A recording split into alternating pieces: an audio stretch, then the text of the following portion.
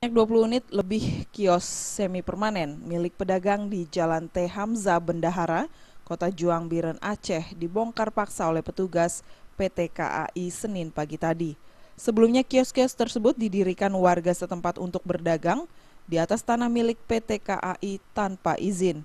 Sejumlah warga mengaku keberatan atas penggusuran tersebut karena selama ini sebanyak 20 kepala keluarga lebih warga setempat bergantung hidup pada kios-kios yang telah didirikan selama 10 tahun silam itu.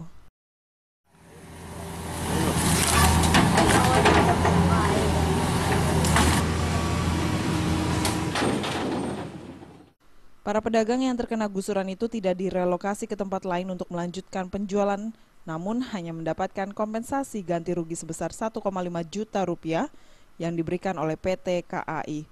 Untuk itu, mengantisipasi kericuhan, puluhan anggota polisi dan TNI dikerahkan ke lokasi. Sementara pihak petugas PT KAI tidak mau berkomentar terkait hal tersebut. Dari Aceh, Tim Liputan melaporkan.